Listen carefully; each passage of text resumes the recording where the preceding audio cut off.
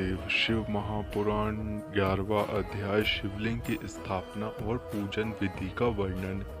ऋषियों ने पूछा, सूत जी, शिवलिंग की स्थापना कैसे करनी चाहिए तथा उसकी पूजा कैसे, किस काल में तथा किस द्रव्य द्वारा करनी चाहिए। सूत जी ने कहा, महर्षियों, मैं तुम लोगों के लिए इस विषय का वर्णन करता हूँ, इसे ध्यान से सुनो और समझो।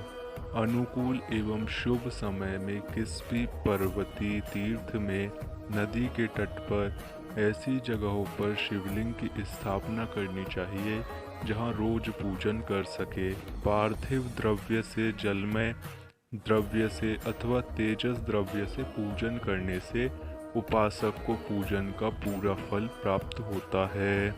शुभ लक्षणों में पूजा करने पर यह तुरंत फल देने वाला है। चल प्रतिष्ठा के लिए छोटा शिवलिंग श्रेष्ठ माना जाता है। अचल प्रतिष्ठा हेतु बड़ा शिवलिंग अच्छा रहता है। शिवलिंग की पीठ सहित स्थापना करनी चाहिए। शिवलिंग की पीठ गोल, चौकोर, त्रिकोण अथवा खाट के पाए की भांति ऊपर नीचे मोटा और बीच में पतला होना चाहिए।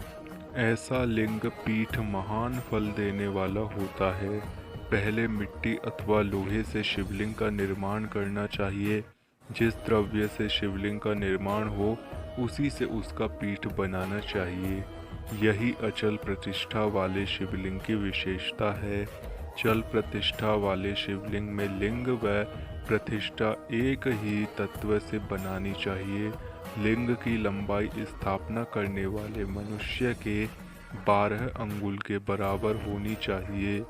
इससे कम होने पर फल भी कम प्राप्त होता है, परंतु 12 अंगुल से लंबाई अधिक भी हो सकती है। चल लिंग में लंबाई स्थापना करने वाले के 1 अंगुल के बराबर होनी चाहिए, उससे कम नहीं।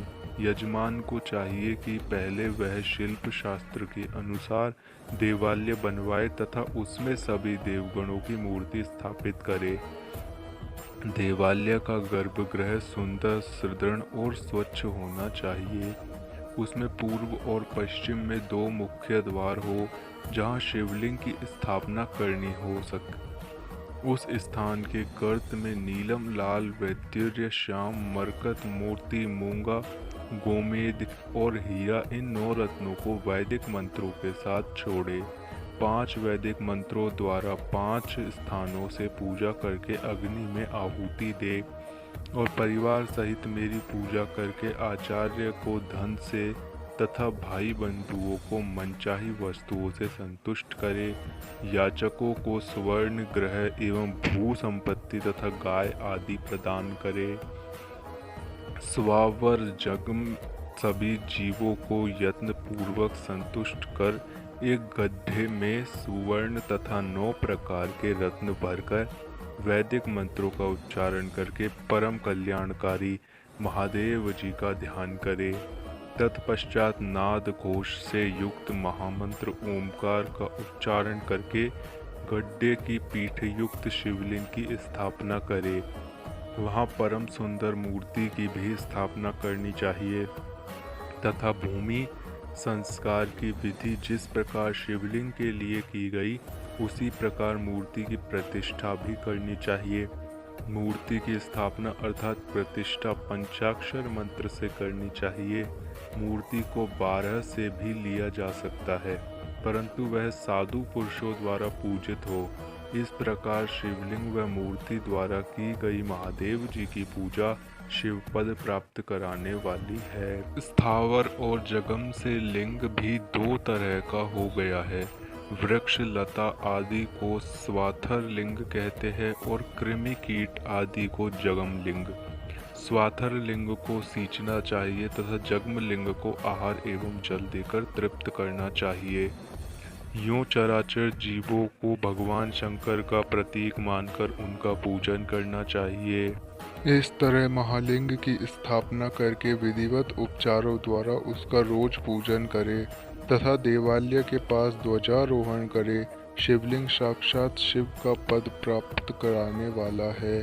आवाहन, आसन, अर्घ्य, पाग, पंखाद आचमन, स्नान, वस्त्र, यज्ञोपवीत, गंध, धूप, दीप, नैवेद्य, तांबूल, समर्पण, नीराजन, नमस्कार और विसर्जन, ये 16 उपचार करे। इनके दीप पूजन करे। इस तरह किया गया भगवान शिव का पूजन शिव पद की प्राप्ति कराने वाला है। सभी शिवलिंगों की स्थापना के उपरांत, चाहे वे मनुष्य द्वारा स्थापित हो या ऋषियों द्वारा, देवताओं द्वारा अथवा अपने आप प्रकट हुए हो, सभी का उपयुक्त विधि से पूजन करना चाहिए, तभी फल प्राप्त होता है। उसकी परिक्रमा और नमस्कार करने से शिवपद की प्राप्ति होती है। शिवलिंग का नियम पूर्वक दर्शन भी कल्याणकारी होता है। मिट्टी, आटा, गाय के गोबर, फूल, कनेर, पुष्प, फल, गुड़, मक्खन, भस्म अथवा अन्न से शिवलिंग बनाकर प्रतिदिन पूजन करे तथा प्रतिदिन 10,000 प्रणव मंत्रों का जाप करे अथवा दोनों संध्याओं के समय 1 सहस्त्र प्रणव मंत्रों का जाप करे।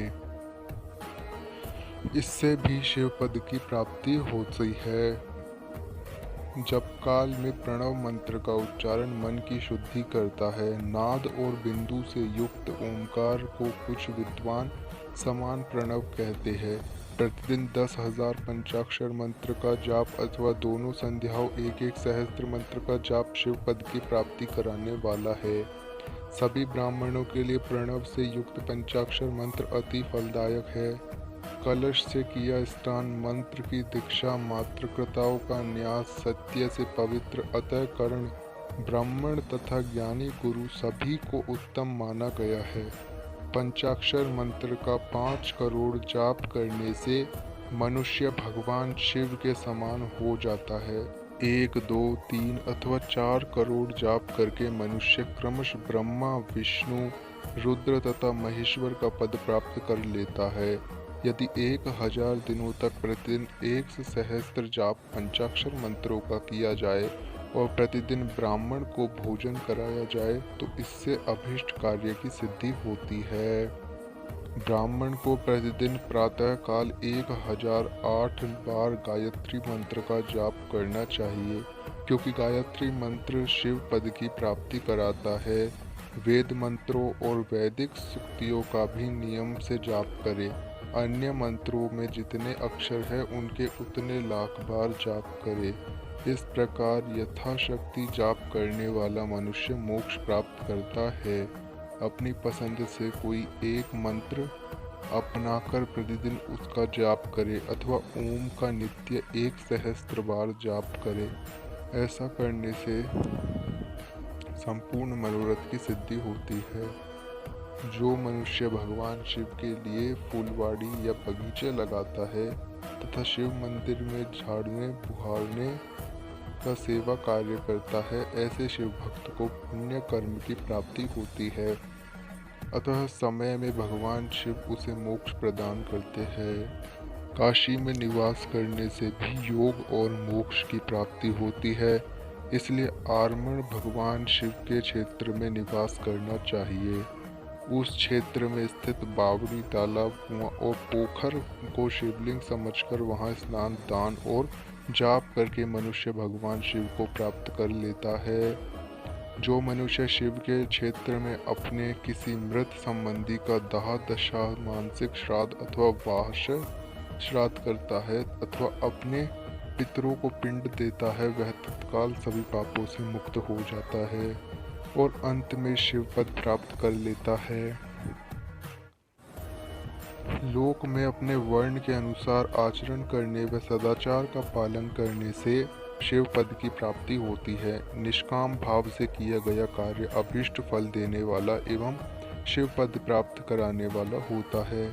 दिन के प्रातः, मध्याह्न और साय 3 विभाग होते हैं। इनमें सभी को एक एक प्रकार के कर्म का प्रतिपादन करना चाहिए। प्रातः काल रोजाना दैनिक शास्त्र कर्म, मध्याह्न सकाम कर्म तथा सायंकाल शांति कर्म के लिए पूजन करना चाहिए। इसी प्रकार रात्रि में 4 पहर होते हैं। उसमें से बीच के 2 पहर निशीथा काल कहलाते हैं। इसी काल में पूजा करनी चाहिए, क्योंकि यह पूजा अभिष्ट फल देने वाली है। कलयुग में कर्म द्वारा ही फल की सिद्धि होगी। इस प्रकार विधि पूर्वक और समयानुसार भगवान शिव का पूजन करने वाले मनुष्य को अपने कर्मों का पूरा फल मिलता है। ऋषियों ने कहा, सूत जी, ऐसे पुण्य क्षेत्र कौन कौन से हैं जिनका श्रवण लेकर सभी स्त्री पुरुष शिव पद को प्राप्त कर ले? कृपया हमें बताइए। शिव महापुराण के 12वें अध्याय के बारे में जानने के लिए सनातनी शिव चैनल को सब्सक्राइब करें।